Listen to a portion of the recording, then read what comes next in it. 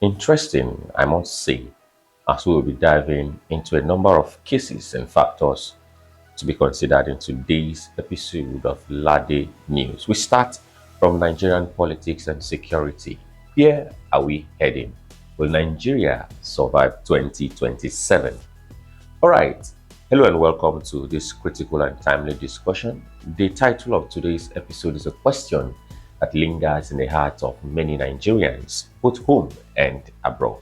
Will Nigeria survive before 2027? That's a question you and I should reflect on. More than just a question, it is a reflection of the fear, the frustration, the flickering hope many citizens carry in these uncertain times. Someone once said that the country is currently in a precariously calamitous state. We are going to examine the current political terrain and the state of national security, the economic and ethnic cracks, and what realistically lies ahead as Nigeria inches towards another critical election cycle. Let's consider part one of this discourse today, the political landscape in 2025. Let's start from or with the political front. 2 years after the 2023 general elections, the dust has barely settled. The presidency of Bola Ahmed Tinubu remains a hotbed of national debate. Some say it represents continuity, others see it as a regression for millions of voters. The results of the elections were met with deep skepticism, particularly due to the perceived flaws in the electoral process and the underwhelming performance of INEC. But the problem isn't just about who is in power, it's deeper. It's about erosion of public trust in the system itself. The judiciary is seen by many as being politically compromised.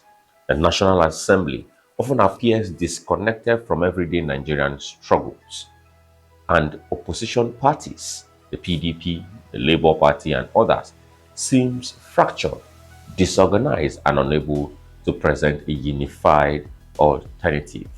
Most dangerously, what we are witnessing is a gradual loss of faith in democracy as a functional tool for progress in Nigeria. That's a dangerous slope because where democracy is delegitimized, authoritarianism or civil unrest often follows. Now let's consider part two of this discourse, and that will definitely be insecurity across the zones. Now let's talk about security or the lack of it.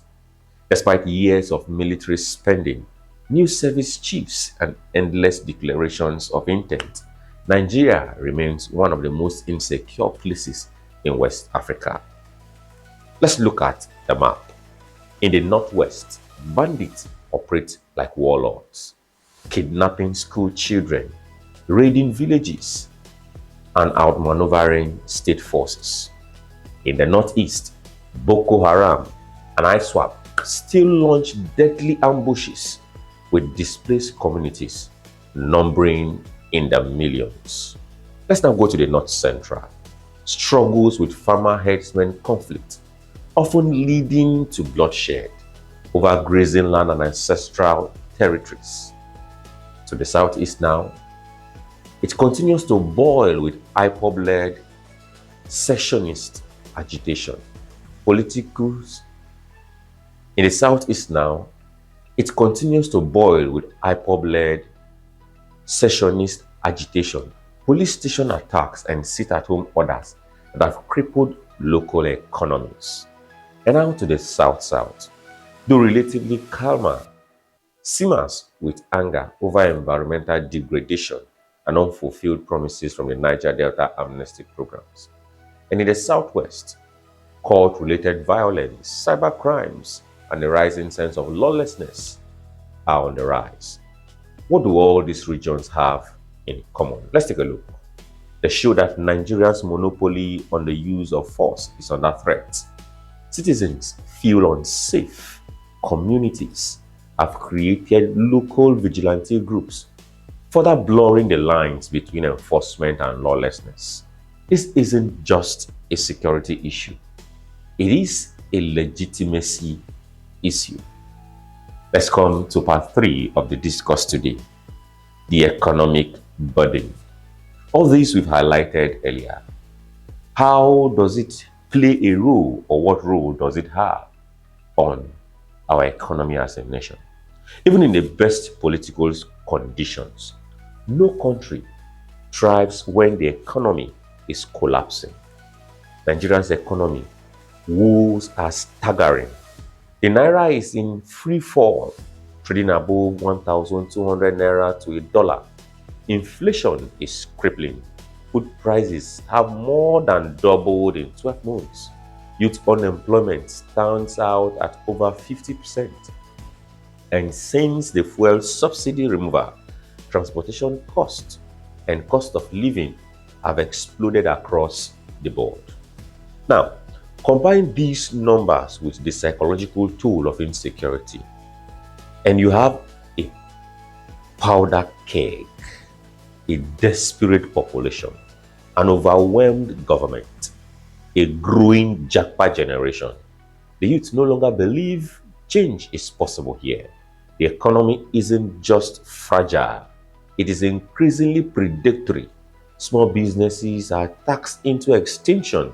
Power supply is unreliable. The government policies often benefit the elite while leaving the masses to carry the burden. The average Nigerian isn't asking for luxury. They're asking for dignity, to earn a living, to be safe, and to believe their children might live a better life than they did. As we continue in today's discourse, let's look at part 4, the ethnic divides and identity crisis. Stay with us. Now, let's be honest. Nigeria has a unity problem.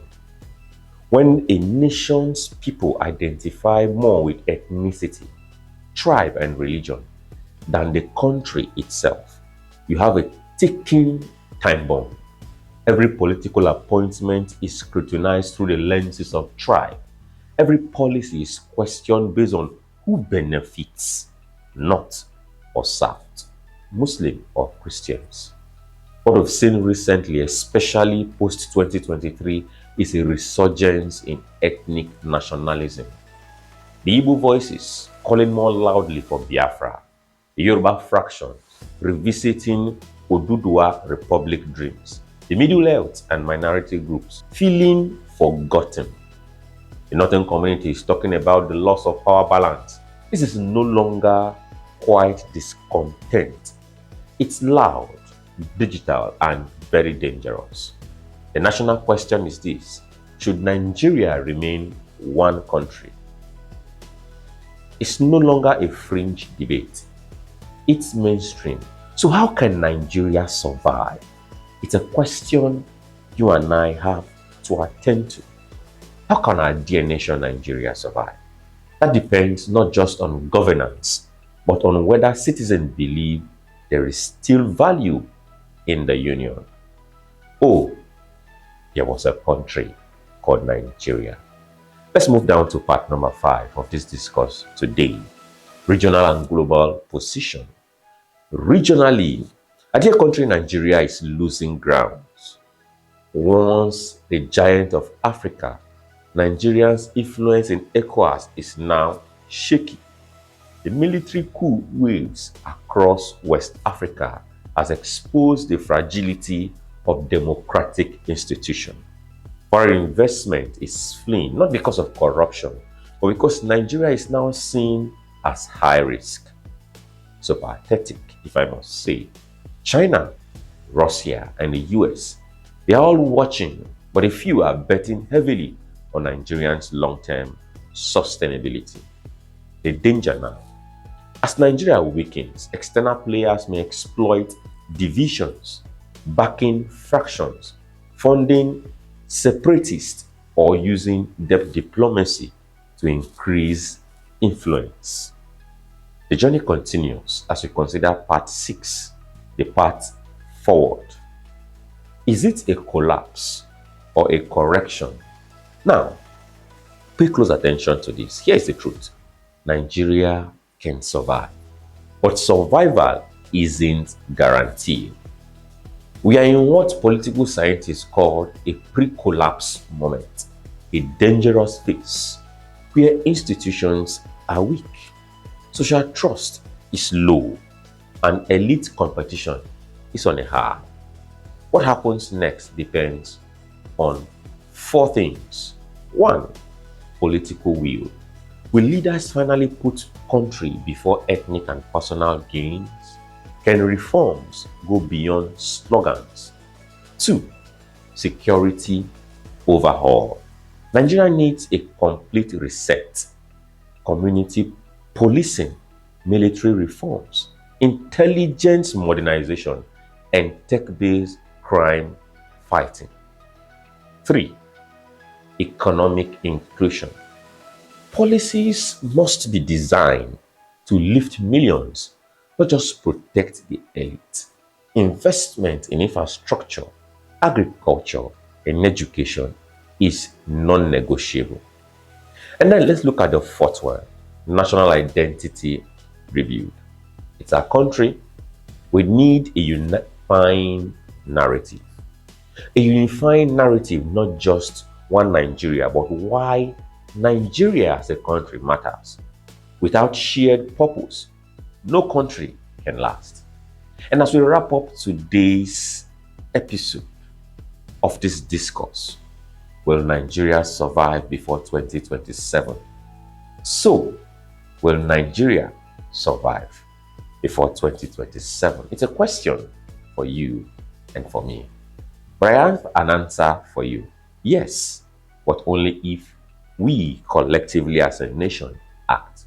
If political leaders stop threatening governance like a game, or if political leaders stop treating governance like a game of thrones, if citizens raise their voices, demand transparency, and vote with conscience, if we remember that our diversity is not a curse, but a superpower, then yes, Nigeria will survive. But if we continue down the current path of division, denial, and dysfunction, a survivor becomes a gamble, and the cost will be paid in blood, in tears, and broken dreams. You and I still have a choice. Let's choose wisely.